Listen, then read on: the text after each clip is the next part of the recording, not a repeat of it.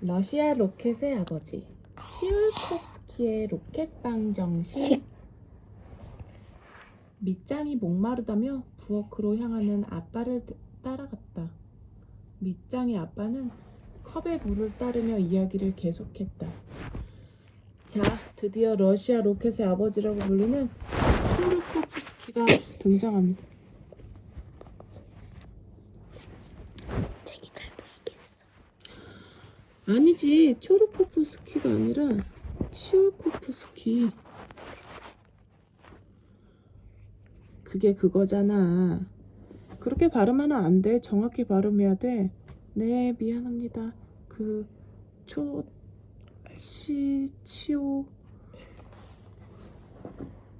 치올kov스키, 초르코프스키,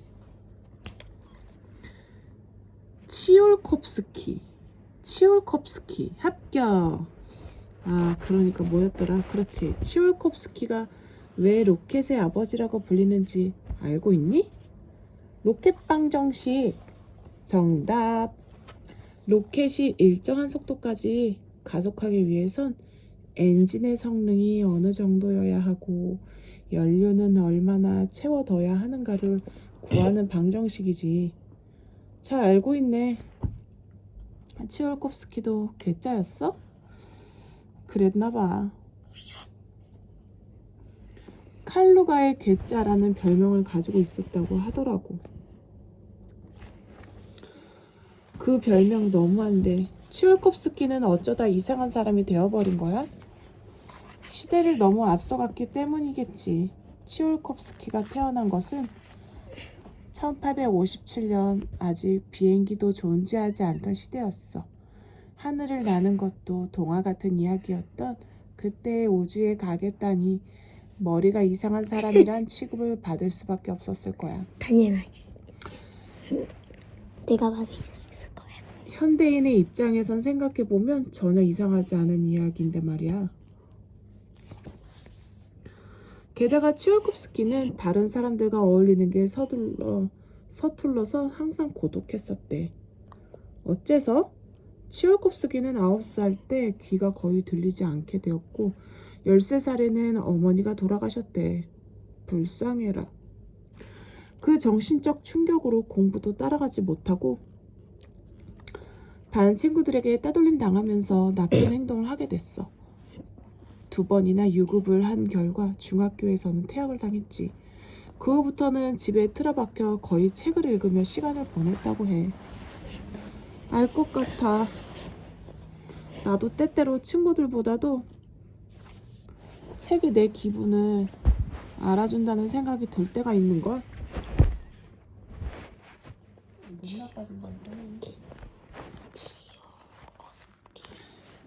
그래. 소년 치올kov스키에게 그런 친구가 되어준 책 중 하나가 바로 밑장의 아빠는 아까 건네준 빨간 책을 손가락으로 톡톡 치며 다시 이야기를 이어갔다. 이 줄 베른의 책이었구나. 그래, 흠뻑 빠져서 몇 번씩 읽다 보니까 그 무언가가 소년 치올kov스키의 마음속에 숨어들기 시작한 거야. 나왔다. 정체불명의 바이러스가. 치올kov스키는 어떻게 됐어? 수학과 물리학 공부를 시작했어. 혼자서. 감염되면 공부를 하고 싶어지는 바이러스. 하하하, 그런 걸지도 모르지. 감염되면 안 되겠네. 그걸 본 치올kov스키의 아버지가 재능을 알아보고 1873년 치올kov스키를 모스크바의 대학에 입학시켰단다. 독학으로 대학에 들어가다니 대단하다.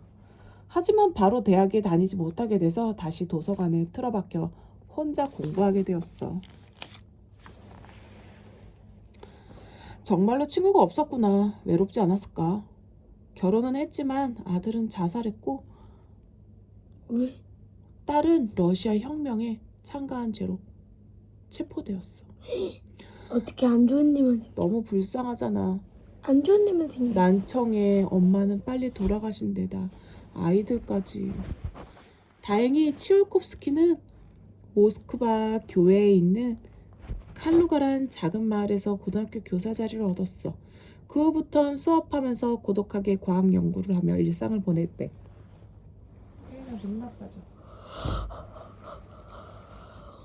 그런 엄청난 발견을 한 로켓의 아버지는 고등학교 선생님이었구나.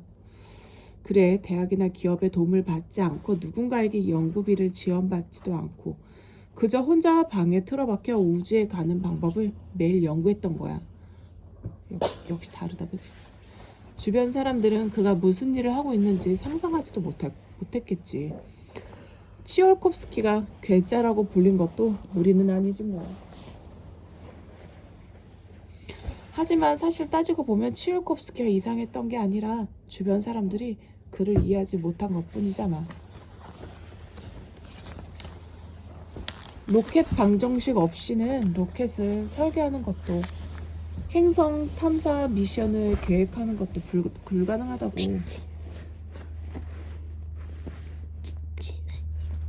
바로 그거지. 치올콥스키의 생각이 시대를 훨씬 앞섰던 거야. 다른 로켓의 아버지도 괴짜였어? 맞아. 그럼 다음으로 고다드 이야기를 해볼까? 차이콥스키랑 이름 비슷하다. 치올콥스키.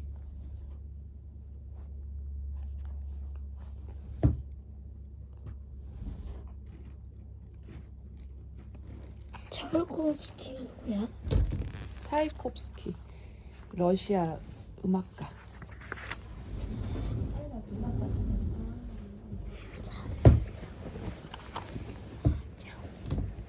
미국 로켓의 아버지. 고다드의 꿈과 좌절. 아빠와 밑장은 소파에 앉아 이야기를 이어갔다. 미국 로켓의 아버지.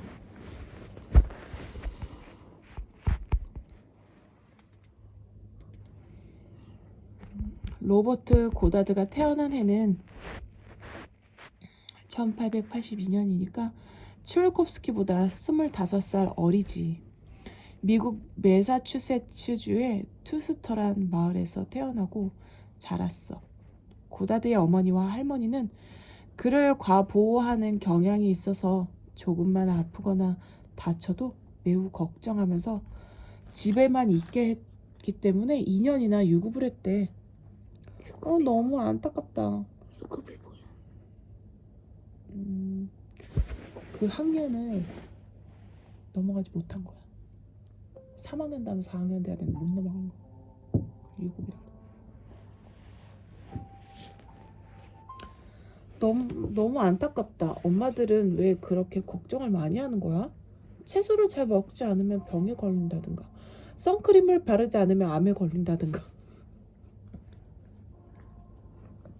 TV를 많이 보면 바보가 된다는 등 인류가 그 정도로 나약했다면 벌써 오래전에 전멸했을걸? 하하, 밑장도 나중에 아이가 생기면 걱정이 많아질 거야. 안 그럴 거야. 글쎄, 그건 모르지. 어쨌든 고다드는 소년 시절에 SF 소설에 푹 빠졌어. 줄 베른의 지구에서 달까지나 H.G. 웰스의 우주전쟁을 읽고 우주에 관심을 가졌다고 해. 나도 우주전쟁 읽었어. 문어처럼 생긴 화성인이 지구를 공격하는 이야기지. 그래, 맞아. 고다드의 집에는 벚나무가 있었는데 17살 때 아마도 집안일을 돕기 위해서였을 거야. 나뭇가지를 자르려고 나무 위에 올라가니까 하늘이 보였대. 그리고 그 순간 그 무언가가 마음속에서 두근대기 시작한 거지. 고다드는 벚나무 가지에 올라탄 채로 멈춰서 하늘 저편을 바라보며 상상했대. 화성까지 올라갈 수 있는 기계를 만들 수 있다면 얼마나 멋질까? 응? 나무 위에서 화성 여행을 상상했단 말이야? 그건 나보다 더 이상하잖아. 하하, 그렇네. 하지만 이 시절에 받은 영감이 그의 출발점이 되었대. 고다드는 그 후 자기 생의 전부를 소년 시절에 꿈꾼 화성까지 올라갈 수 있는 기계를 만드는 데 바쳤으니까. 잠깐, 아빠, 질문. 왜 기계인 거야? 로켓이 아니고? 좋은 질문입니다. 왜 그렇다고 생각해? 왜 그런 걸까? 설마 로켓을 몰랐을 리는 없고. 바로 그거야. 실은 19세기 사람들은 로켓을 타고 우주를 갈 수 있다는 사실을 상상도 해본 적이 없거든. 정말? 하지만 도감에서 보니까 로켓은 늦어도 13세기에 중국에서 이미 발명됐다고 쓰여 있었는데, 그것도 맞는 말이야. 처음에는 병기로 사용했으니까 그 기술은 몽골 제국이 유럽을 침공할 때 서양에 전해졌어. 점점 더 알 수 없어지네. 어째서 로켓은 있었지만 그걸 이용해서 우주에 가겠다는 생각은 못한 거야? 그에 대한 힌트가 이 책 안에 있단다. 밑장의 아빠는 줄 베른의 붉은 책을 집어들고 팔랑팔랑 책장을 넘겼다. 여기저기에 파나풍의 흑백 사파가 보였다. 붉은 책이 이건가? 그 붉은 책이 아니 다른 거. 진짜? 밑장의 아빠는 실제로 어느 있어? 부분을 찾더니 책을 열고 밑장에게 보여주었다. 로켓이 아니잖아. 이건 뭐야? 대포란다. 대포? 대포를 타고 달에 갈 생각이었던 거야? 그래, 엄청나게 큰 대포를 만들어서. 어디? 대- 대포야. 그런가 봐. 대포. 대포 알 속에 사람을 태우고 What? 달을 향해 펑 하고 발사하는 거지. 그런 이야기야. 웃기네. 정말 알 수 없네. 로켓은 13세기부터 있었는데 왜 굳이 대포로 달에 갈 생각을 했던 걸까? 19세기 무렵에는 대포가 최신 기술이었거든. 궤도를 정확히 계산해서 몇 킬로미터나 떨어진 표적을 명중시키는 것도 가능했지. 그에 비해 로켓은 600년 이상이나 뒤떨어진 기술이었어. 로켓 불꽃은 털이 난 것 같은 모양이었고 비행거리도 짧은 데다 어디로 날아갈지도 몰랐지. 그런 장난감 같은 기술로 우주에 간다니 그 누구도 상상조차 못했던 거야.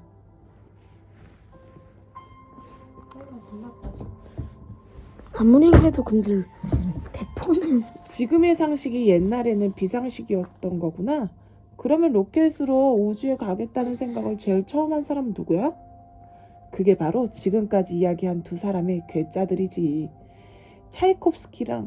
치올콥스키랑 고다드? 그래, 시대에 뒤떨어진 기술이 실은 우주 여행의 꿈을 이루는 열쇠였어.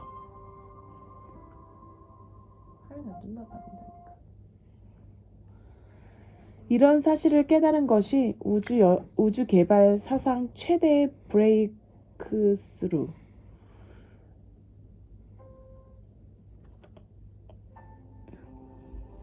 지금까지의 장벽을 돌파해 놀라운 진보를 이루는 것 아니었을까?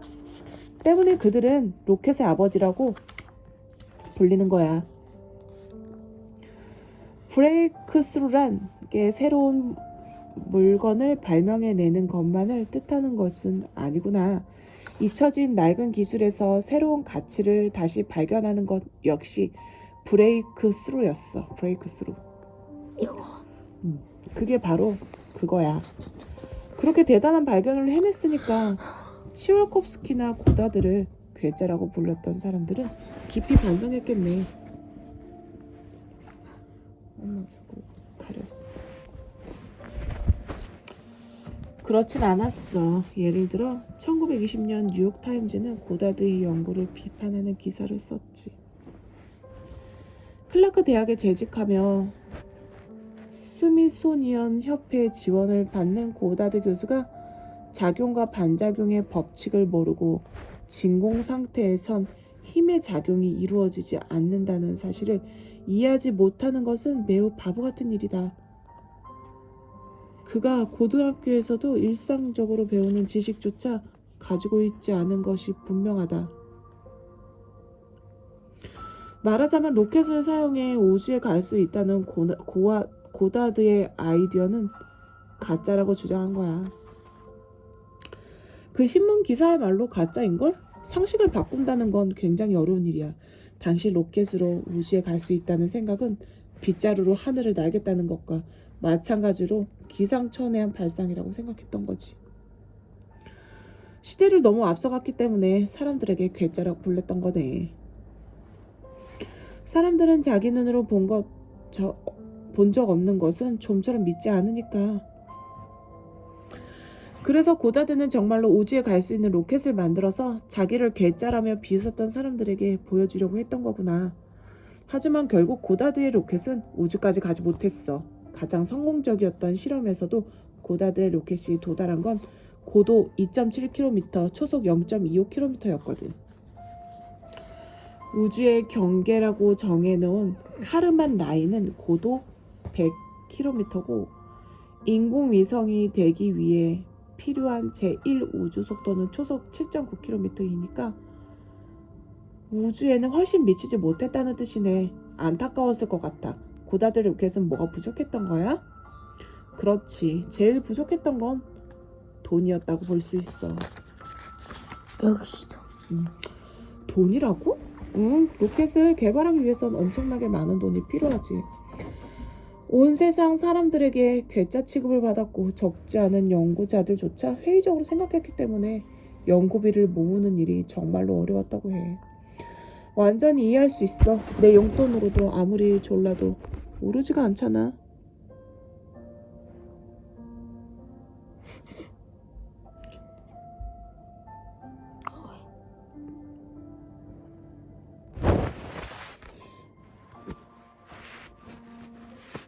아니, 그건 다른 이야기 같은데요?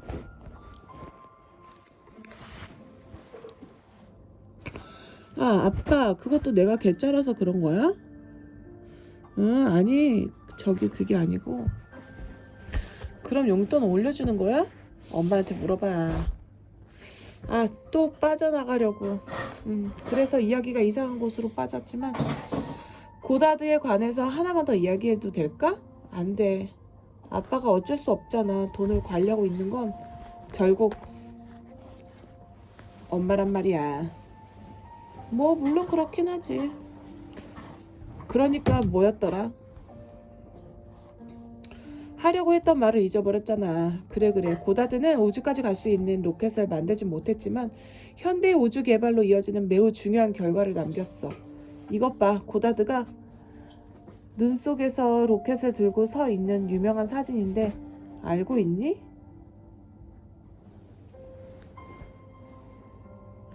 아, 저 철사처럼 생긴 로켓 말이지? 그래. 저게 세계 첫 액체 연료 로켓이었어.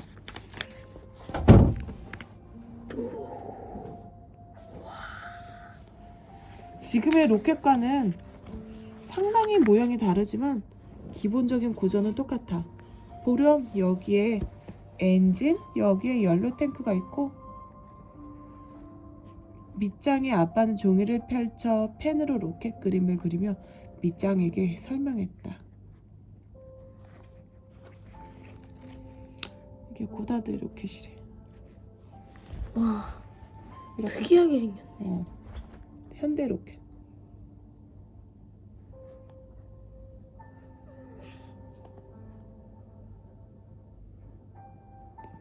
튕겨나가는 부분이 비슷하게 생겼다, 그치?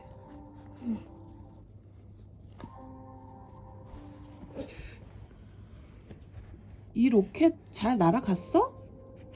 날기는 날았지. 비행시간 2.5초, 도달 고도 12m. 마지막엔 이웃 양배추 밭으로 추락했대. 이 장배추. 겨우 12m인데 어째서 저 철사가 그렇게 유명한 거야? 그 전까지 만들어진 로켓은 모두 고체 연료 로켓이었어. 우주에 가기 위해서는 액체 연료 로켓이 필요하다는 사실을 고다드가 눈치챈 거야. 하지만 고체 로켓은 지금도 사용하고 있잖아. 스페이스 셔틀이나 H3 로켓 옆에 붙어있는 부스터는 고체 로켓이니까. 그래, 맞아. 하지만 주요 로켓은 액체식이잖아? 응. 고체 로켓은 한번 불이 붙으면 다 탈 때까지 멈추질 않아. 한 번 엔진에 시동이 걸리면 가솔린이 사라질 때까지 줄곧 달리는 차와 마찬가지지. 엄마, 아빠가 잔소리할 때랑 똑같네. 하하하 정말 그렇네. 달이나 화성에 가기 위해선 정확한 방향과 정확한 속도로 우주선을 날려야만 하지. 그 정교한 조작은 액체 연료 로켓이 없이는 어려워. 게다가 고다드가 살았던 시대의 고체 연료 로켓은 지금보다 훨씬 성능이 떨어져서 그것만으로 우주에 갈 수는 없었어. 그렇구나. 즉 저 철사는 현대의 모든 우주 로켓들의 조상님 같은 거였구나. 정답. 고다드는 정답. 괴짜에 돈이 없었지만 굉장한 사람이었네. 고다드가 고등학교를 졸업할 때 총학생 대표로 연설을 했었어. 그는 이런 이야기를 했지. 무언가를 불가능하다고 결론 짓는 것은 그저 잘 모르기 때문이란 사실을 과학이 깨닫게 해줬습니다. 과학은 끝없이 증명해 왔습니다. 어제의 꿈은 오늘의 희망이 되고 내일의 현실이 된다는 것을 라고 말이야. 멋지다 그지? 멋져. 어제의 꿈은 오늘의 희망이 되고 내일의 현실이 된다. 그럼 3일 만에 다 이룬다는 거야. 반드시 트라피스트 1에 가는 우주선을 만들 거야. 하지만 밑장이 그렇게 멀리까지 가버리면 아빠가 외로울 텐데. 아빠도 데려가줘. 절대 안 돼. 아니 왜 안 돼? 암스트롱도 달에 엄마를 데려가진 않았잖아. 하지만 달은 왕복으로 7일밖에 안 걸리잖아. 트라피스트는 몇 광년이지? 39.6광년. 빛의 속도로 왕복해도 80년 정도네. 밑장이 돌아오기 전에 아빠는 늙어 죽겠네. 할 수 없네 뭐. 그럼 용돈을 늘려주면 생각해 볼 수 있어. 어제의 꿈은 내일의 현실. 이런.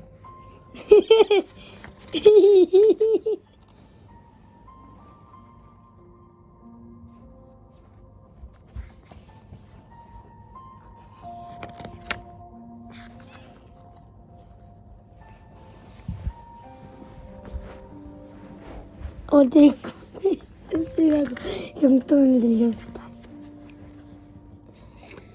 독일 로켓의 아버지. 오베르트가 넘겨준 우주를 향한 배턴. 그건 그렇고 엄마는 몇 시에 돌아온다고 했더라? 아까 메시지 받았는데 벌써 차를 타고 오고 있대. 저녁 식사는? 집에서 먹자고 하던데? 그런데 아빠, 또 한 명의 로켓 아버지 오베르트 이야기도 해줘. 오베르트도 괴짜였던 거야? 치올콥스키나 고다드보다도 존재감이 없어 보이는데. 너무하네. 그렇긴 하지만 1894년에 태어난 오베르트도 역시 어린 시절 줄 베른의 지구에서 달까지에 빠졌었다고 해. 이게 뭐지? 지구에서 달까지? 한번 읽어볼까 우리도? 응. 지구에서 달까지 줄 베른. 그리고 무언가 바이러스에 감염됐어? 맞아. 그리고 박사 과정을 밟으면서 우주여행 연구를 했어. 하지만 박사 논문은 합격하지 못했어. 분명 시대를 너무 앞서갔던 거겠지. 그의 논문을 이해할 수 있는 교수가 대학에 한 명도 없었다고 해. 교수는 논문을 수정하라고 요구했지만 고집쟁이인데다가 자존심이 상한 오베르트는 대학을 그만뒀지. 그리고 속으로 이렇게 되뇌었네. 하나도 아깝지 않아. 박사학위 같은 게 없어도 당신들보다 위대한 과학자가 될 수 있다는 사실을 내가 증명해 보일 테니까 라고. 그 박사 논문에는 무슨 내용을 썼던 건데? 로켓의 원리는 물론 달 착륙, 소행성 탐사, 전기 추진, 그리고 화성 이주. 굉장하다. 100년 전이라고는 생각하기 힘든 혁신적인 내용이었구나. 그리고 오베르트는 거절당한 박사 논문을 책으로 출판했어. 제목은 행성 간 우주로 가는 로켓. 이 책이 로베르트가 줄 베른에게서 넘겨받은 그 무언가를 다음 세대에게 전달하는 역할을 했단다. 나 그 무언가 바이러스의 정체를 알 것 같아. 뭐라고 생각하니? 나도 갖고 있는 거지? 응, 바이러스 같이 전염되는 거지? 그렇지.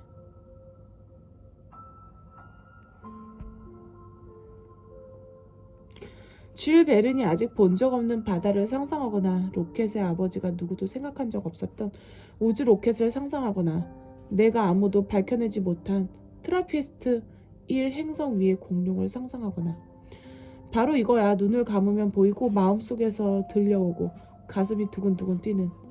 그래. 뭐라고 표현해야 할까? 뭘까? 두근두근하기만 한 것도 아니고 쿵쿵거리는 것과도 다르고 꿈이 현실이 되기 전에 무언가. 그래. 표현할 말이 없네. 흥분, 호기심, 비전, 영감. 맞아. 상상력. 그림 봐봐. 우와. 뭔가 알 수 없는. 그 말이 딱 어울리는 것 같아. 눈앞에 보이지 않는 것, 아직 존재하지 않는 것들까지도 마음속으로 상상하는 힘. 바로 그거야. 상상력이야말로 인류 문명의 출발점이었다고 생각해. 인간이 눈에 보이는 것밖에 생각할 수 없는 생물이었다면 아무리 뇌가 거대해도 아직 숲에서 수렵 채집 생활을 하고 있었을 거야. 눈에 보이지 않는 것을 상상하고 그것을 실현하고 싶다고 생각하면서 과학기술은 발달해 왔지. 줄 베른이 달나라 여행을 상상했고 그 상상력에 감염된 로켓의 아버지들이 상상력을 실현시키기 위해 인생을 다 바쳐 노력한 거구나. 우주 개발뿐이 아니야. 시, 음악, 예술, 이야기, 마을, 길, 차, 컴퓨터, 휴대전화, 로봇, 인공지능도 모두 상상력의 산물이지. 로켓의 아버지가 괴짜라고 불린 것도 분명 너무나 풍부한 상상력 때문이었을 거야. 다른 사람들에게 보이지 않는 것들이 보이니까. 그래. 그리고 고집이 셌지. 아무리 사람들에게 비웃음을 사도 상상력을 실현할 수 있다는 신념을 굽히지 않았어. 이게 필요해, 신념. 고집 센 사람들이 새로운 시대를 만드는구나. 아빠는 눈을 가늘게 뜨며 상냥한 얼굴로 말했다. 그래, 그러니까 밑장을 이상하다고 말하는 사람이 있어도 그냥 내버려두면 되는 거야. 맞아. 하지만 밑장의 얼굴에 다시 그늘이 졌다. 친구가 사라지는 건 정말 싫은데 나는 로켓의 아버지처럼 완고하지 못한가 봐. 아빠는 팔짱을 끼고 생각에 잠겼다. 밑장은 조금 불안한 표정을 지으며 아빠의 말을 기다렸다. 그렇구나. 아빠도 어린 시절 친구들과 좀처럼 잘 어울리지 못하는 게 싫어서 평범한 남자아이가 되려고 노력한 적이 있었어. 친구들이 좋아하는 이야기 주제에 맞추기 위해서 관심이 없는데도 모두가 보는 TV 프로그램을 보거나 모두가 듣는 노래를 듣거나. 밑장은 말없이 끄덕거렸다. 아빠는 다시 조금 더 생각을 해본 뒤 말을 이었다. 결국엔 아빠뿐만 아니라 모든 사람들이 많든 적든 그런 노력을 하고 있다고 생각해. 왜냐하면 사람들마다 성격도 좋아하는 것도 다르니까. 평범한 아이란 어디에도 없는 거야. 아이들은 모두 각자 이상한 부분이 있으니까 그걸로 된 거야. 그래야 세상도 더 즐거워지는 법이지. 사실은 미아나 에밀리도 아직 우주를 좋아하는 걸까? 그럴지도 모르지. 성장하고 싶은 나이니까 아직 어린아이인 자신을 숨기려고 하는 거지. 아빠도 사실은 우주나 기차, 공룡 같은 걸 굉장히 좋아했지만 친구들과 이야기의 주제를 맞추기 위해서 숨겼던 적도 있거든. 그랬더니 친구가 많이 생겼어? 하하하. 아니, 별로 그렇진 않았어. 아빠는 정말로 괴짜였나 봐. 그리고 고집도 셌지. 결국 무리해서 다른 사람들과 맞추려고 해도 아빠 스스로가 재미없었거든. 외롭지 않았어? 외로웠어. 그래도 초등학교에서 별로 잘 맞는 친구가 없었지만 학원을 다니기 시작하니까 친구가 생겼어. 중학교와 고등학교에 가고 대학이나 대학원에 가고 어른이 되고 세상이 넓어지면서 여러 사람과 만나는 동안 꿈과 우주에 관해 깊은 이야기를 나눌 수 있는 친구도 찾게 됐어. 나도 찾을 수 있을까? 그럼 분명 찾을 수 있을 거야. 세상은 넓으니까. 나를 닮은 사람이 의외로 많이 있거든. 중요한 건 어렸을 때 가진 상상력을 잃지 않는 거야. 외로울 땐 친구들과 이야기를 나누면서 어울리면 돼.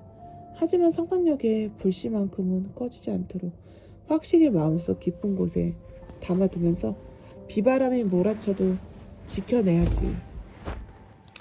고집이 센 건 밑장의 특기잖아? 분명 밑장은 트라피스트 1에 갈 수 있을 거야. 어제의 꿈은 오늘의 희망이 되고 내일의 현실이 된다. 밑장의 얼굴에 언제나처럼 환한 미소가 돌아왔다. 아빠도 가끔은 멋진 말을 하네. 가끔이라니? 항상 좋은 말만 하는데?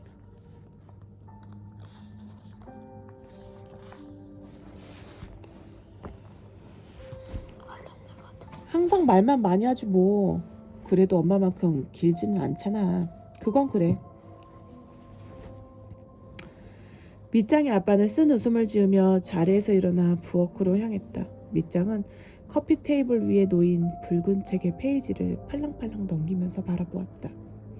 곧 현관이 찰칵거리며 열리는 소리가 들렸다. 밑장은 책을 집어던지고 현관으로 달려갔다. 아, 엄마다, 엄마. 엄마, 내 말 좀 들어봐. 있지?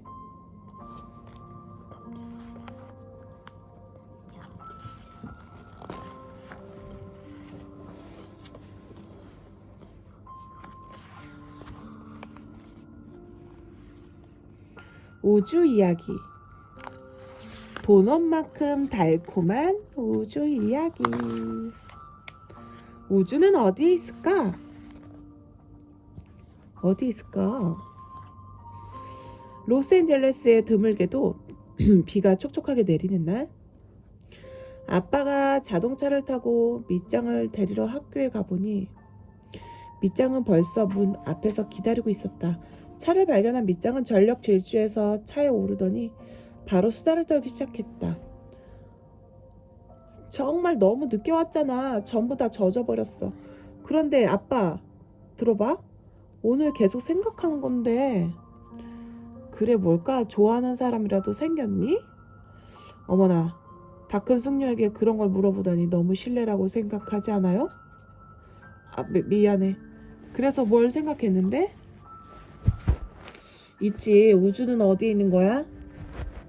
무슨 뜻이야? 우리 집은 로스앤젤레스에 있잖아. 로스앤젤레스는 캘리포니아주에 있고? 캘리포니아주는 미국에 있지? 미국은 지구에 있잖아? 그렇지. 지구는 태양계에 있는 거고, 태양계는 하늘의 은하수에 있지? 하늘의 은하수는 국부 은하군에 있는 거고, 그렇지. 국부 은하군은 처녀자리 초운하단에 있지? 점점 넓어가는데? 처녀자리 초운하단은 우주에 있는 거잖아? 그러면 우주는 어디에 있는 거야?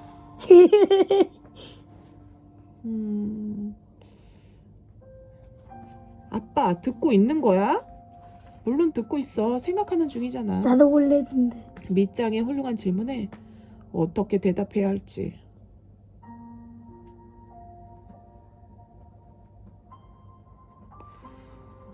선생님께 여쭤봤는데 좋은 질문이네요. 이번에 조사해 오세요? 라고 하셨어. 그래서 도서관에 가서 책이나 도감 같은 걸 샅샅이 뒤져봤어. 인터넷으로도 찾아봤어. 하지만 아무데도 쓰여 있지 않아. 이상하지 않아? 무언가를 숨기고 있는 것 같지 않아? 무언가 알게 되면 큰일 나는 진실이 있는 거야? 정부가 정보를 통제하고 있는 거야? 우주는 어디에 있고 우주 밖엔 어디일까? 그런 게 아니야. 이건 과학으로는 대답하기 어려운 질문일지도 모르겠다. 어째서? 만원경의 성능이 점점 좋아지면 우주 밖까지 보일 수 있는 거 아니야? 하지만 만약 무언가가 보인다면 그건 우주 안에 있는 것이 아닐까?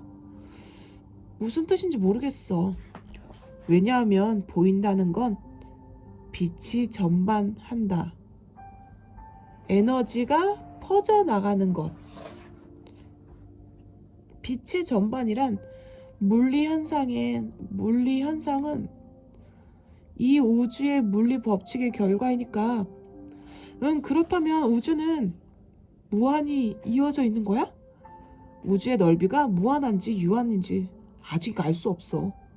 어째서 유한하다면 우주의 끝이 보이는 거 아니야? 아니, 우주는 팽창하고 있기 때문에 멀리 떨어져 있거든. 빛보다 빠른 속도로 지구와 멀어지면 볼 수 없게 되는 거지. 하지만 유한하다면 어딘가에 지구의 끝과 닿은 벽이 있을 거잖아? 아니, 그렇다고도 할 수 없어. 점점 더 알 수 없어지네. 벽이 없는데 무한하지 않는 거야? 자, 그럼 우리 지구를 생각해보자. 지구의 표면적은 무한하지 않잖아? 하지만 지구 위를 아무리 걷거나 헤엄쳐 가도 지구의 끝에 도달하지 못하지? 한 바퀴를 돌아서 제자리에 오는 거잖아. 어쩌면 우주도 그럴지도 모르지. 그러면 우주선으로 계속 날다 보면 우주를 한 바퀴 돌아 지구를 돌아올지도 모른다는 뜻이야? 그럴지도 모르고 그렇지 않을지도 모르고. 정말 모르겠다. 예를 들어, 그럼 또 우주도 동그란 거 그 밖에 나가야 돼? 그러니까 그걸 물어보는 것 같아. 우주는 고차원의 도넛 형태를 하고 있을지도 모른다는 거지. 도넛? 그래, 도넛 위에 밑장이 서 있으면 언제까지고 계속 걸어갈 수 있잖아? 하지만 동그란 상태인 우주와 달리 나선 상태인 도넛을 도는 거니까.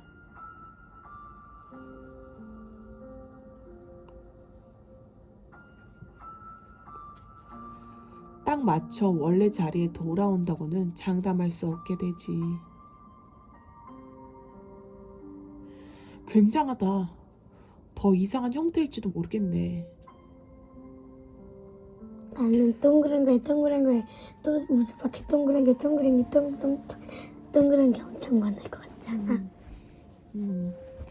그렇지도 모르지. 하지만 지금은 우주 전체를 볼 수 있는 방법이 없으니까 어떤 형태를 하고 있는지 정확히 아는 건 불가능할 거야. 내가 그럼 나중에 우주선을 만들어서 확인하러 가야지. 하하하. 하지만 우주를 한 바퀴 돌고 오려면 몇 백억 광년이 걸릴지 모르는걸. 그렇구나. 과학으로도 도저히 알 수 없는 일도 있단다. 우주가 어디 있는지도 말이지? 그건 과학이라기보단 철학적인 질문일지도 모르겠네. 알 수 없기 때문에 어떤 상상력도 허용된다. 예를 들면 우주는 전부 공상이라 컴퓨터가 만들어낸 이야기라든가? 그래. 우주는 하늘에 있지 않아? 하늘 저 멀리 엄청 위에. 누군가가 어항에 우주를 가득 넣어서 관찰하고 있다거나? 그럴지도 모르지. 거대한 우주인이 만든 도넛이라 이제 곧 먹히게 되어버릴지도 몰라. 그건 큰일이잖아. 아, 좋은 생각이 났다. 뭔데? 콜로라도 거리에 새로 생긴 도넛 가게에 들렸다 가자. 좋아. 하지만 엄마한텐 비밀이야. 우주를 통째로 먹기.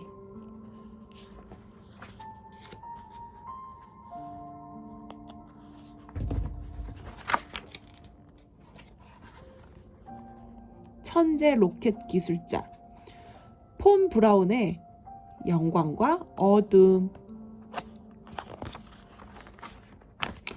사상 처음으로 우주에 간 수수께끼 로켓 V2. 여름 저녁 아빠가 일을 마치고 집으로 돌아왔지만 거실에는 아무도 보이지 않았다. 다녀왔습니다. 큰 소리로 인사하자 밑장이 꼭 닫힌 문 저 너머에서 어서 오세요 하며 매정하게 대답했다. 어서오세요. 냉정하구나 싶으면서도 최근에 마음대로 밑장의 방문을 열면 화를 내기 때문에 그냥 두기로 했다. 언뜻 보니 식탁 중간에 레고 만든 로켓이 여발한 듯이 놓여 있었다. 아빠는 잘 만들었네 하고 감탄한 뒤 로켓이 망가지면 안 된다는 생각을 하면서 식탁의 가장자리로 슬쩍 옮겨놓고는 컴퓨터를 켜고 메일에 답장을 하기 시작했다. 너도 로켓 모양 한번 만들어봐. 응. 이걸로. 사가지고. 어. 언제? 아니 그 폼블럭 그걸로. 봄? 응. 아, 나 못해. 5분 정도 일을 하고 있었더니 쾅 하는 요란한 소리를 내며 방문을 연 밑장이 새빨간 얼굴을 하고는 도깨비 같은 모습으로 아빠에게 달려왔다. 아빠, 나 좀 봐. 아빠, 빠빠빠빠. 네네네, 네, 무슨 일이십니까? 전혀 눈치 못 챈 거야? 글쎄. 아빠는 밑장이 왜 그러는지 힘껏 생각했다. 글쎄라고 말하면 안 되지. 아빠는 정말 눈치도 없어. 이것 봐. 눈앞에 있잖아. 그렇게 말하면 밑장을 레고 로켓을 손으로 가리켰다. 아, V2구나. 정말 잘 만들었네. 아빠는 자랑하고 싶으면 처음부터 그렇게 말하면 좋았겠다고 생각했지만 입 밖으로 말하지 않았다. 맞아, 정답. 독일의 V2 로켓. 밑장의 표정이 갑자기 밝아졌다. 갑자기 이상해. 아마도 알아봐준 것이 기뻤던 모양이다. 아빠는 한숨을 돌렸다. 요즘은 기분을 맞춰주기가 쉽지 않다. 그건 그렇고 V2 라운이 투박한 물건을 만들었네. 투박하지 않아. 1944년에 역사상 처음으로 우주에 간 로켓. 원래 지구의 대기권과 우주 사이의 명확한 경계는 없다. 고도가 올라가면 점점 공기가 줄어들면서 우주에 다다른다. 현재 우주 공간이란 고도 100km의 카르만 라인에서 시작한다고 정의하고 있다. 이 정의에 따르면 최초로 우주 공간에 도달한 인공물은 독일의 V2 로켓이었다. 단 카르마 라인이 정의된 것은 V2의 비행 이후에 일어난 일이었다. 1944년 역사상 처음으로 우주에 간 로켓이란 말이야.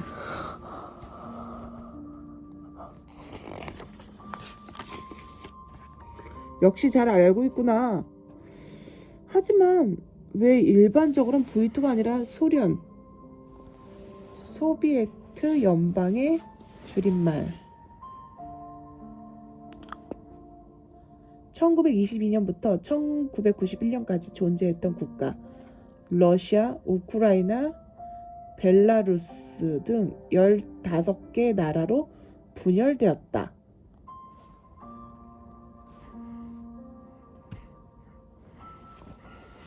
소련의 스푸트니크가 인류 최초로 우주에 간 것처럼 이야기하는 거야?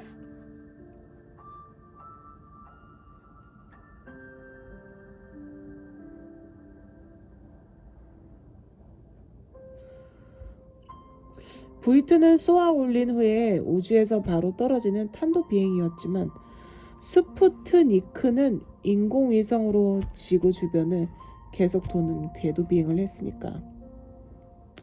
확실히 탄도 비행이 훨씬 간단하긴 하지만 그래도 미국의 첫 우주 비행사라고 하면 처음으로 궤도 비행을 한 존 글렌이 아니라 그 전에 탄도 비행을 한 앨런 셰퍼드를 꼽잖아. 그러니까 처음으로 우주에 간 건 스푸트니크가 아니라 V2일 텐데 왜 도감에선 V2에 대해 조금밖에 나와 있지 않는 걸까? 마치 일부러 피하는 것 같은 느낌이야. 확실히 그럴지도 모르겠네. 뭔가 숨겨진 비밀이 있는 거야? 밑장의 눈이 호기심으로 반짝였다. 아니, 비밀은 아니지만 알았다. 종종 말하는 어른이 아이들에게 말해주고 싶지 않은 종류의 이야기구나. 어른의 사정 같은 거. 뭐 그렇다고 할 수 있겠네. 가르쳐줘. 너무 궁금하단 말이야. 이야기가 꽤 길 텐데 괜찮겠어? 아빠, 이야기가 긴 것에는 익숙해졌으니까 꽤나 어두운 이야기인데 괜찮아? 무서운 이야기? 조금. 유령 같은 게 나오는 이야기야? 아이, 그건 아니고. 그러면 괜찮아. 좋아. VT의 개발을 이끈 건 폰 브라운이었는데 알아. 독일에서 태어나서 미국으로 이민 간 천재 로켓 기술자. 아폴로 계획으로 세턴 V 로켓을 개발한 사람이지. 전체 길이 111m, 무게 2.970톤. 달로 사람을 보낸 미국 최초의 인공위성 익스플로러 1호나 미국에서 처음으로 사람을 태워보낸 우주선인 프리덤 7을 발사한 로켓도 폰 브라운이 개발했잖아. 하하하, 역시 똑똑하네. 그 폰 브라운이 원래는 나치였던 걸 알고 있니? 뭐? 나치라면 히틀러 당이잖아. 제2차 세계대전을 일으켜서 몇백 명이나 되는 유대인을 학살한 그 엄청나게 나쁜 나치? 그래, 실은 VT는 폰 브라운이 나치를 위해 개발한 탄도미사일이었어. 미사일? 우주에 가기 위해서가 아니고? 응. 폰 브라운은 어디까지나 순수하게 우주를 동경했지만 그런데 왜 나치 같은 데에 협력한 거야? 그러게 말이야. 꿈을 이루기 위해서 악마에게 영혼을 팔았다고 날까? 싫다. 무서운데? 파우스트 같잖아. 바로 그거야. 왜? 어째서 우주에 가기 위해 히틀러 같은 사람에게 영혼을 팔아야 했던 거야? 돈을 많이 주거든. 그건 굉장히 어려운 질문이네. 설명하기 무척 까다로운 일이지만 숨기지 말고 전부 말해줘. 나를 어린아이 취급하는 건 싫단 말이야. 그래, 좋아. 그건 그렇고 배고프지 않니? 긴 이야기를 하기 전에 배부터 채워야지. 우리 스타일.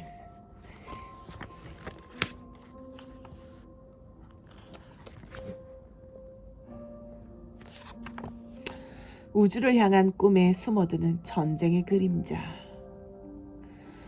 밑장은 레고로 만든 VT를 손에 들고 복잡한 표정으로 바라보고 있었다. 아빠는 전자레인지에 넣고 데운 반찬들을 꺼내어 식탁 위에 올렸다. 그런데 오늘 엄마는 어디 갔을까? 아빠는 정말 다른 사람 말을 안 듣네. 거래처랑 저녁 약속이 있어서 롱비치에 간다고 했잖아. 그럼 늦게 오겠네. 그래서 폰 브라운 이야기는? 그럼 어디서부터 이야기를 시작해야 하나. 아빠는 밑장과 마주보고 앉아 젓가락으로 반찬을 집으며 이야기를 계속 이어갔다. 베르너 폰 브라운은 1912년 독일에서 태어났어. 그가 우주에 사로잡히게 된 건 바로 밑장과 비슷한 나이쯤이었대. 13살 생일에 어머니께서 작은 만원경을 선물해 주셨거든. 그 후 바로 거기에 빠져버렸지. 알 것 같아. 나도 만원경을 볼 때마다 감동하는걸? 달의 구덩이, 크레이터라든가 매일 위치를 바꾸는 목성의 위성이라든가 예쁜 토성의 띠 같은 것들. 우리 집에서도 볼 때 신기하던데, 그치? 아, 저기에 갈 수 있으면 얼마나 좋을지 생각해. 맞아. 가고 싶다, 그치? 안드로메다 은하가 보였을 때도 감동했지. 그 흐린 빛의 구름 속에 몇 천억 개나 되는 별들이 있다니. 로맨틱하잖아. 분명 그 어딘가에 문명이 세워진 행성이 있고 밤에 만원경으로 은하수를 보며 우리와 똑같은 상상에 젖어 있을 아이들도 있겠지. 내일 아빠한테 맞춰서 한번 또 봐. 아이고 밑장, 젓가락을 움직여야지. 우리 밥 먹으면서 계속 이야기하자고.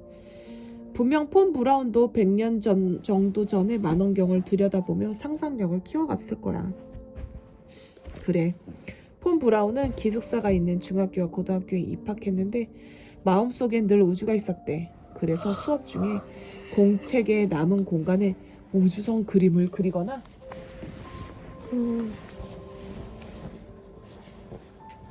나도 그러는데 하준이가 그래서 공책마다 낙서가 돼 있는 거야?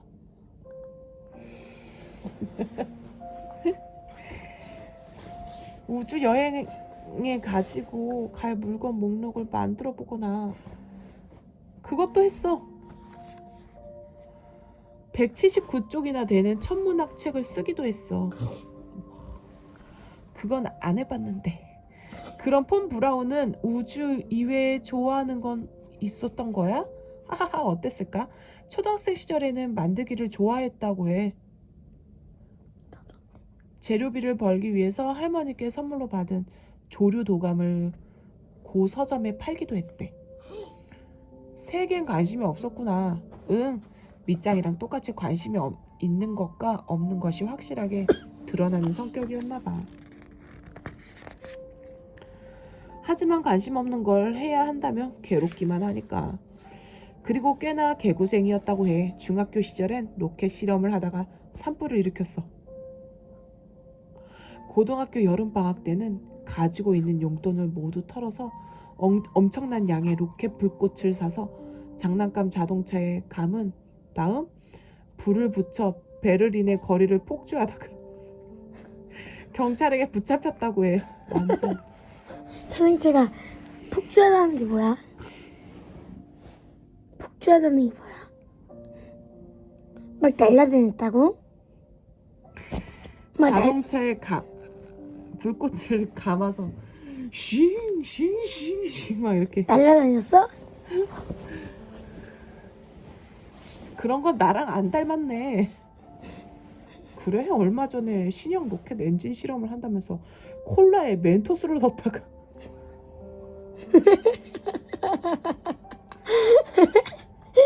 침실을 콜라로 뒤덮어 버린 사람이 누구였더라?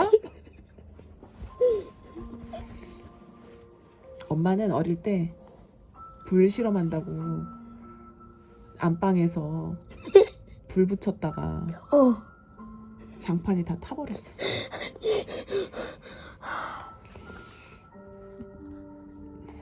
한 번쯤 하나 봐. 아니야, 작은 실수가 있어서 폭발한 것뿐이지. 그때 엄마한테 걸리지 않았으면 제대로 날았을 거야. 에디슨은 정보를 발명하기 전까지 몇 번이고 실패했는데? 알겠어. 하지만 부탁이니까 집을 태우지는 말아줘. 아직 대출금도 다 갚지 못했는데. 제대로 달랐어. 네, 그런데 폰 브라운은 공부를 잘했어? 잘하지 못했대. 특히 수학이랑 물리를 어려워했대. 어? 그런데 어떻게 로켓을 만든 거야? 우리 하윤이도 기대해 볼 수 있겠는데? 뭐? 뭘?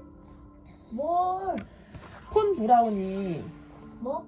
폰 브라운이 수학이랑 물리를 어려워했대. 그런데도 로켓 개발자가 됐으니까 우리 하윤이도 수학 어려워해도 과학 개발자가 될 수 있겠어. 로봇 개발자. 로봇.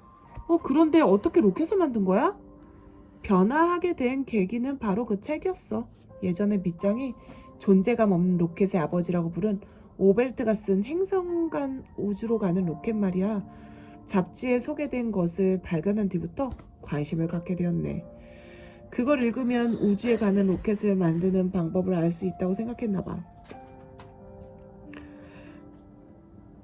쥘 베른이 품은 우주 여행에 대한 상상력이 지구에서 달까지를 통해 오베르트에게 전염되었고, 그게 또 행성 간 우주로 가는 로켓을 통해 폰 브라운에게 전해진 거구나. 상상력은 그렇게 한 세대에서 다음 세대로 이어져서 넘어가는 거지. 하지만 폰 브라운은 두근대는 마음으로 책을 펼쳐봤다가 크게 실망했다고 해. 의미를 알 수 없는 수식만 가득 쓰여 있으니까 말이야. 나도 산수는 별로야. 그래서 폰 브라운은 선생님에게 책을 가져갔어. 그리고 물었지. 어떻게 하면 이 책을 이해할 수 있게 될까요? 하고. 선생님은 뭐라고 했대? 수학과 물리를 공부하라고 조언했대. 그렇지. 우주나 공룡 같은 건 정말 좋아하지만 수학이 나오면 어렵다니까. 그날부터 폰 브라운은 사람이 변한 것처럼 맹렬히 공부했어. 맹렬히 공부해야 되나 봐. 띠용 하다가 이렇게 멋있게 변했어. 꽃이나. 꽃미나. 그리고 고등학교에 진학할 무렵엔 수학과 물리 성적이 눈에 띄게 좋아져서 1년이나 월반에서 졸업했대. 오. 역시 될 사람은 이렇게 된다니까. 와, 그럴 수도 있는 거야? 좋아하는 우주를 위해선 뭐든지 할 수 있다고 생각했지. 밑장도 해볼래? 거기 이불 안 덮는 거 하나 꺼내줘봐. 응, 아직은 괜찮아. 폰 브라운은 중학생이 된 후부터 수학을 열심히 이거 공부해서 해도 돼. 너가 이거 덮을 거야? 아니.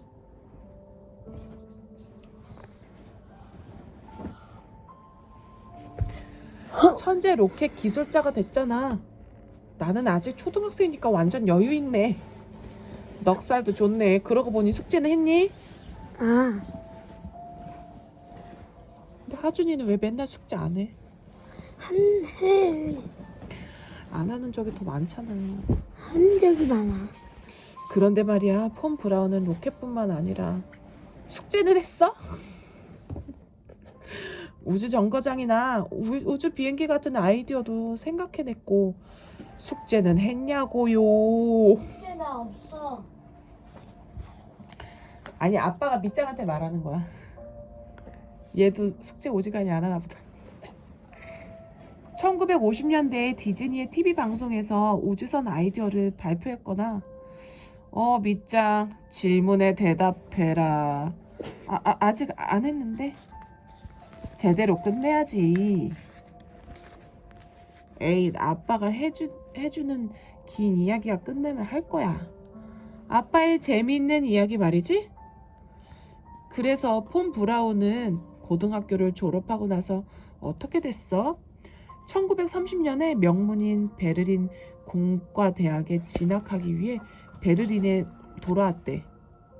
마침 베를린의 황금의 20년대라고 불리던 시절이 끝나갈 무렵이었는데 황금?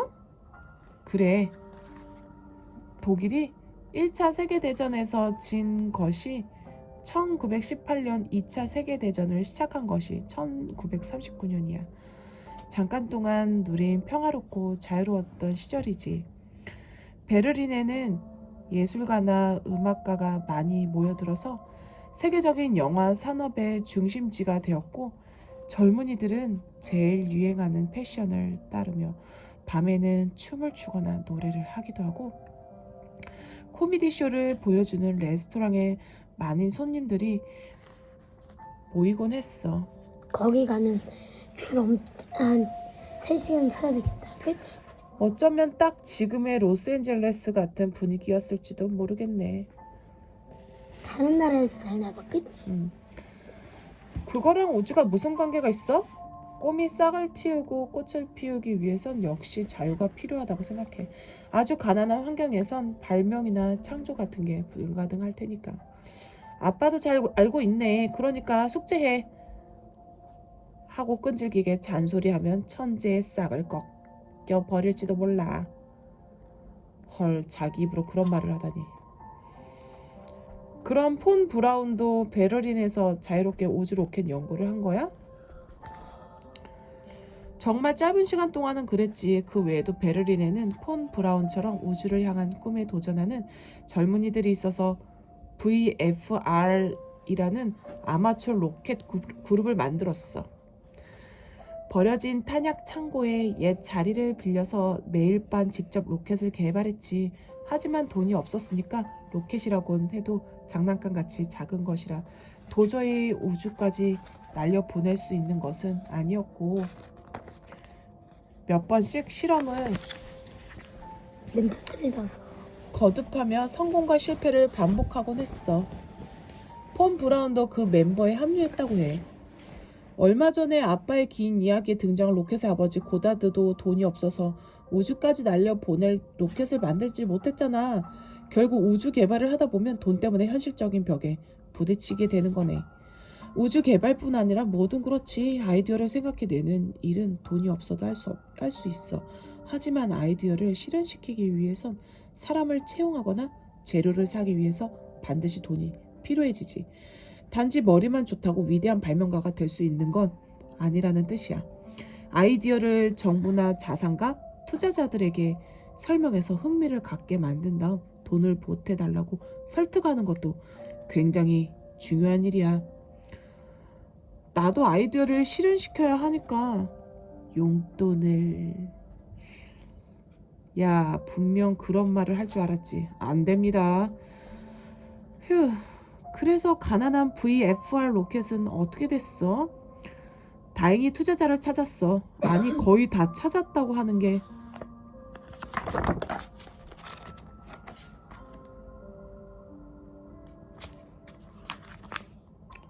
정확하려나? 누구? 달 여행을 하고 싶은 자산가 같은 사람이야? 아니, 그 시절에는 아직 나사 같은 것도 없었잖아. 그래. 그럼 누구? 독일 군대였지. 밑장은 의아한 표정을 지었다. 군대? 왜 군대가 우주 같은 것에 관심을 가졌지? 당시 독일은 다음 전쟁을 준비하기 위해 몰래 군사시설이나 장비를 늘리고 있었어. 독일은 1차 세계대전에 패배한 후 베르사유 조약으로 군비를 엄격하게 제한받았지만 로켓, 즉 미사일에 대해선 어떤 제한도 없었으니까 당시에는 로켓이 설마 실용적인 무기가 될 수 있다고 생각한 사람이 아무도 없었어. 미국이나 소련도 세계 어떤 나라도 미사일을 가지고 있지 않았고 무기가 될 수 있다는 가능성을 눈치채지도 못했지. 그런 허점을 찌른 거야. 너무 안타까운 생각이잖아. 우주를 향한 순수한 꿈을 사람을 죽이는 데 이용하려고 했다니.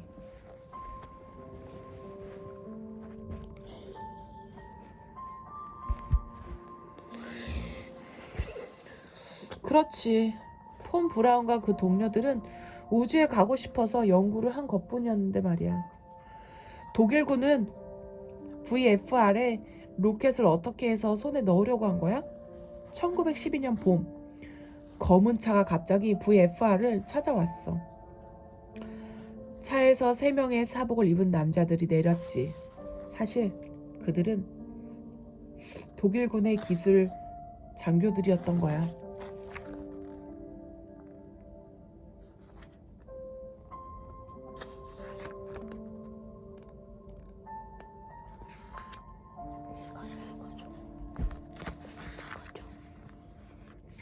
슬픔의 로켓.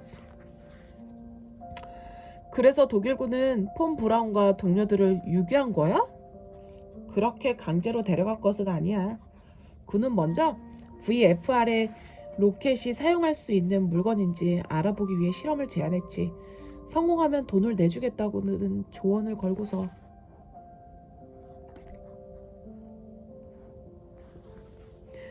성공했어? 크게 실패했대. 군은 VFR에게 실망했어. 로켓 기술이 군에 넘어가지 않았으니까 잘 된 거 아니야? 하지만 군은 더욱 중요한 사실을 눈치채게 되었어. 그게 뭔데? 폰 브라운이라는 존재였지. 그는 그때 겨우 20살이었지만 20살의 로켓을. 젊은 나이에 갖기 어려운 깊은 지식과 뛰어난 리더십, 그리고 카리스마가 있었거든. 독일군은 폰 브라운에게 빠졌어. 거기에서 VFR에 로켓을 사는 걸 포기하고 대신 폰 브라운을 사기로 한 거야. 무슨 뜻이야? 폰 브라운에게 독일 육군에 들어와서 로켓 연구를 하라는 제안을 한 거지.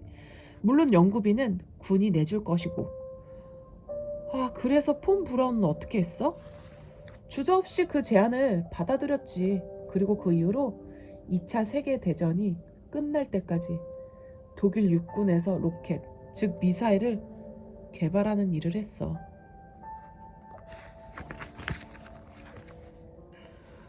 어째서 폰 브라운은 나의 영웅이었는데 그의 꿈은 우주가 아니었던 거야? 전쟁을 위해 미사일을 만드는 일에 대해 조금 더 주저하지 않았어? 밑장은 마치 폰 브라운에게 질문하듯 아빠를 추궁했다. 폰 브라운은 훗날 이렇게 회상했지. 장난감 같은 액체 연료 로켓을 우주선을 쏘아 올리는 본격적인 기계로 발전시키기 위해 필요한 엄청난 돈에 대해 나는 아무런 걱정도 하지 않았다. 육군의 자금은 우주 여행을 향한 큰 진보를 위해서 필요한 유일한 희망이었다라고. 그러니까 돈이 목적이었다는 거네. 뭔가 슬픈 이야기야. 만원경으로 본 아름다운 세계에 빠져서 우주를 품었는데 그 순수한 꿈이 전쟁과 돈으로 얼룩지다니. 밑장의 눈에 실망의 빛이 역력했다. 아빠는 조금 생각을 한 후 이야기를 마저 이어갔다. 어쩌면 반대로 폰 브라운의 꿈은 너무 순수했던 건지도 모르겠어. 그의 마음속엔 분명 우주에 대한 생각밖에 없었겠지. 어쨌든 로켓을 만들고 싶다. 그러기 위해선 어떤 수단을 이용하든 상관없다. 악마의 도움을 받는다고 해도 상관없다. 영혼을 팔아도 괜찮다. 그렇게 생각하지 않았을까? 다른 선택지는 없었던 걸까? 대학에서 연구를 한다든가 기부를 받는다든가. 그렇게 해서 우주에 가려고 했던 게 로켓의 아버지인 고다드였지. 하지만 그는 일생 동안 작은 부족에 시달리며 우주로 가는 로켓을 만들지 못했어. 요즘이라면 아마존의 창업자인 제프 베이조스가 막대한 돈을 직접 투자해 우주 개발을 하고 있다는 걸 예로 들 수 있었겠지. 하지만 1930년대 독일에서 로켓을 개발할 수 있을 만큼 많은 자금을 가지고 있던 건 군뿐이었을 거야. 좋지 않은 시대였지. 그 무렵에 독일에서 무슨 일이 있었는지 역사 시간에 배운 적 있니? 응, 히틀러가 독재자가 되어서 폴란드나 프랑스, 영국을 상대로 2차 세계대전을 일으켰다고 했어. 그래, 히틀러가 수상이 된 것은 폰 브라운이 육군에 채용된 다음 해인 1933년이었어. 브라운이 먼저였구나. 꿈을 꾸는 자유도 당시의 독일에선 점점 사라지고 있었을 거야. 그렇게 폰 브라운의 미사일은 완성된 거야? 응, 독일 육군에서 10년에 걸친 연구 개발 끝에 1942년 그가 드디어 우주에 가는 로켓을 완성시켰어. A4라는 이름의 로켓인데 전체 길이 14m, 중량은 12.5톤이었지. 이렇게 큰 로켓은 당시엔 누구도 본 적이 없었을 거야. A4? V2가 아니라? 응, V2는 원래 A4라는 이름으로 불렸어. 나중에 나치가 보복 병기 2호를 의미하는 V4라고 새롭게 지은 거지. V2에 그런 슬픈 의미가 있었는지 몰랐네. 우주를 향한 꿈의 결정체의 보복 병기라니. 그리고 V2는 1944년 6월에 실험을 통해서 고도 176km에 도달했어. 현대의 고도 100km가 우주의 경계로 여겨지고 있으니까 V2가 사상 처음으로 우주에 도달한 인공물이 된 거구나. 우주로 가는 로켓을 만들겠다는 꿈은 어쨌든 이루어졌네. 그렇지. 하지만 폰 브라운은 만족하지 못했을 거야. V2는 탄도 비행만 할 수 있었거든. 그걸로 인공위성을 쏘아 올리지도 못하고 달이나 화성에도 가지 못해. 인공위성을 쏘아 올리려면 초속 7.9km의 제1우주 속도에 도달해야 하는데 거기까지는 아직 훨씬 부족했거든. 그래도 그는 그런 사실 따위 상관하지 않았지. 왜냐하면 그들의 목적은 인공위성을 올리는 것이 아니라 다른 나라를 공격하는 거였으니까. V2는 미사일로 사용하면 320km 떨어진 장소에 1톤의 폭탄을 명중시키는 능력을 가지고 있었거든.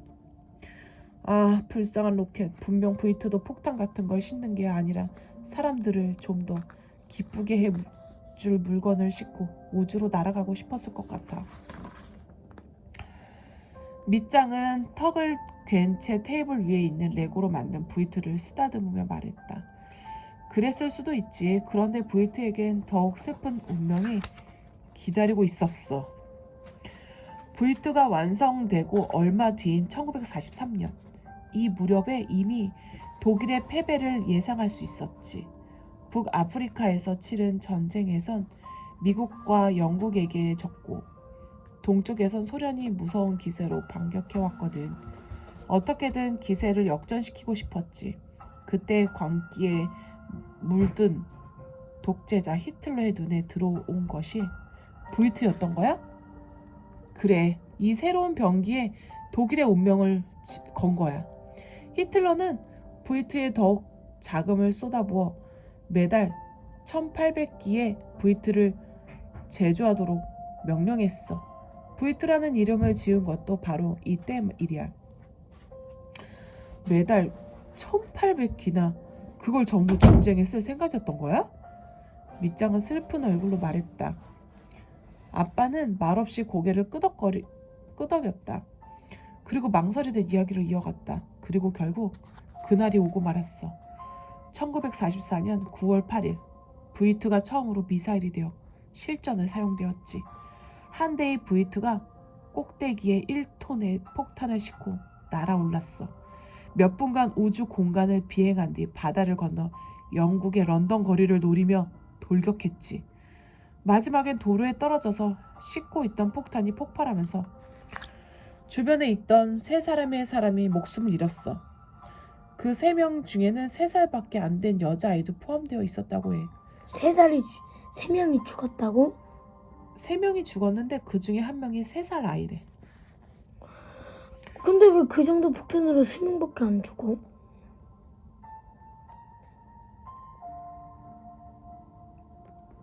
다행이지. 사람이 없었거나 아니면 멀리 떨어져 있었거나. 약했던 거 아니야? 그러니까. 밑장이 두 손으로 귀를 감싸며 눈물을 흘렸다. 불쌍해라. 정말 불쌍해. 분명 그 여자아이가 살아있다면 나처럼 꿈을 가지고 있어서 살았을 거야. 꿈이 꿈을 죽이다니. 일어나서는 안 되는 일이잖아. 폰 브라운은 슬퍼했을까? 사실은 마음속으로 울고 있었던 게 아닐까? 나치가 지켜보고 있어서 솔직하게 말하지 못했던 거 아닐까? 아빠는 밑장의 등을 쓰다듬으며 말을 이었다. 그럴지도 모르지. 진심을 알 방법은 없어. 하지만 동료에게 이런 말을 했대. 로켓은 완벽하게 작동했다. 잘못된 행성에 착륙해버린 것을 제외하면 이라고. 아빠는 이야기를 멈췄다. 밑장은 눈물을 흘리며 레고로 만든 부이트에게 말을 거는 듯 이야기했다. 이게 부이트. 맞아. 부이트는 사실 달이나 화성에 가고 싶었을 거야. 사람을 죽이는 일이 아닌 인류의 진보를 위해 태어난 거니까. 나 너무 슬퍼. 언제나 전쟁 이야기를 들을 때마다 슬펐지만 오늘은 더 많이 슬퍼져. 전쟁은 사람이 많이 죽거나 괴로워하거나 슬퍼하게 만드는 것뿐만이 아니었어. 전쟁은 순수하고 아름다운 꿈까지도 사람을 죽이는 도구로 바꿔버리는구나. 아빠는 아무 말 없이 고개를 숙였다. 무언가를 생각하고 있는 것 같았다. 잠시 후 얼굴을 들고 조용히 말했다. 하지만 정말로 이용을 당한 건 어느 쪽이었을까? 어? 확실히 폰 브라운의 꿈이 히틀러에게 이용당했다는 것도 하나의 생각이지. 하지만 어쩌면 꿈이 전쟁을 이용했다고도 말할 수 있지 않을까?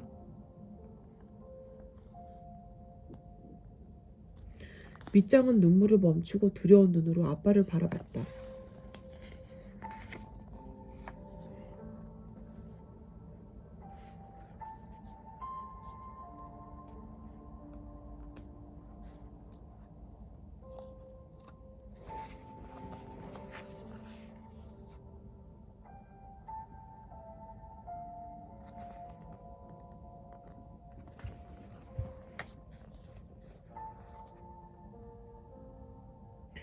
자유를 향한 도망.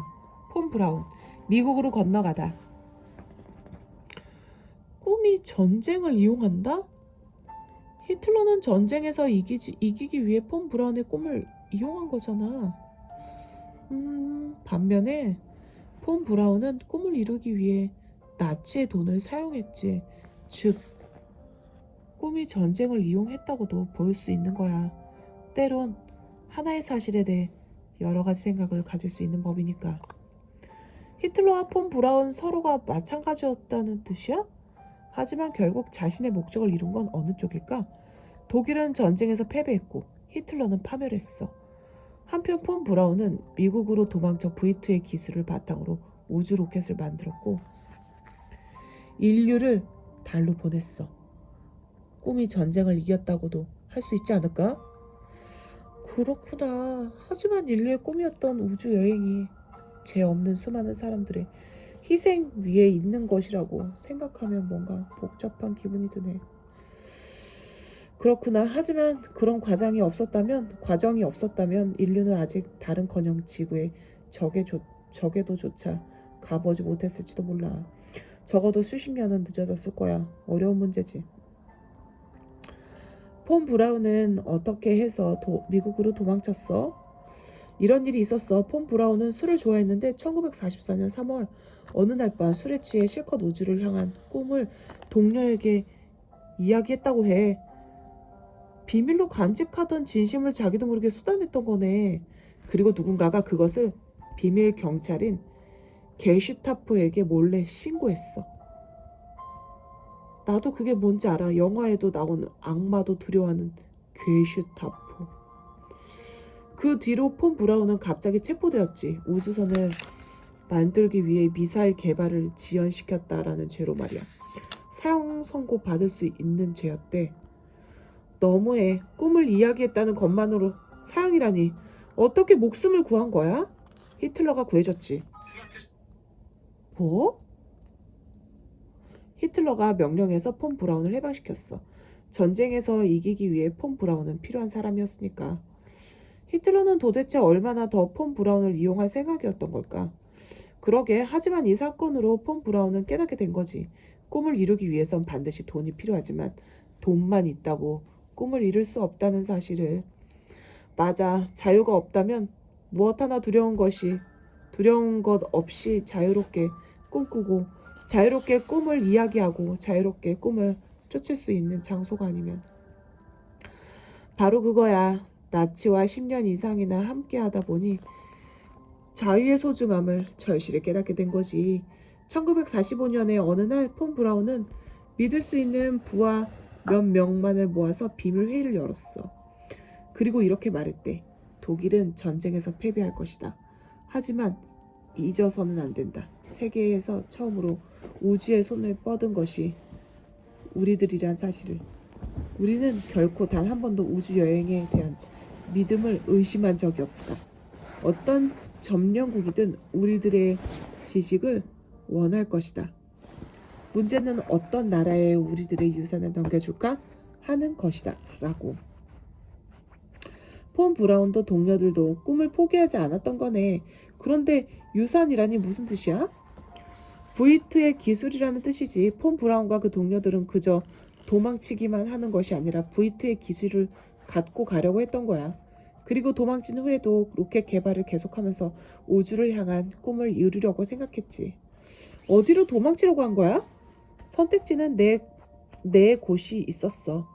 패전 후에 독일을 점령하게 되는 소련, 영국, 프랑스 그리고 미국이었지. 미국을 선택한 건 자유가 있었기 때문이야? 그리고 돈도 있었거든. 폰 브라운과 동료들은 비밀리에 도망칠 준비를 했어. 14톤에 달하는 브이트의 설계도를 광산의 터널에 숨겨서 그 입구를 다이너마이트로 막아버렸어. 와. 그리고 1945년 4월 30일 히틀러가 베를린의 지하 벙커에서 자살했고 독일은 전쟁에서 졌어. 드디어 나치로부터 자유로워졌네. 하지만 사태는 그렇게 간단히 풀리지 않았어. 폰 브라운과 그 동료들은 알프스 산맥의 스키장에 있는 호텔에 피난을 가 있었는데 프랑스군이 바로 근처까지 진격해 왔었지. 그대로 있으면 프랑스군에게 붙잡히고 마는 상황이었어. 그러면 계획이 어긋나잖아. 반면에 남쪽으로는 미국군이 위치했다는 정보를 입수했지. 거기서 폰 브라운의 동생인 매그너스가 미국군과 접촉하기 위해 혼자 자전거를 타고 산길을 따라 남쪽으로 갔어. 그 사이 폰 브라운과 그 동료들은 호텔에서 기다리고 있었고. 불안해했겠다. 그랬을 거야. 몇 시간 후 드디어 매그너스가 돌아왔어.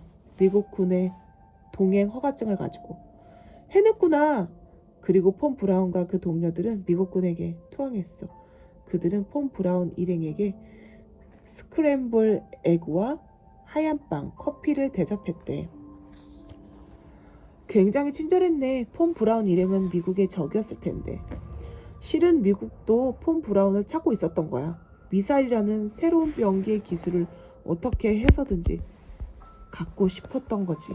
그렇구나. 역시 슬픈 이야기네. 이 나라에서도 로켓을 우주가 아니라 전쟁의 도구로 사용하고 싶었다니.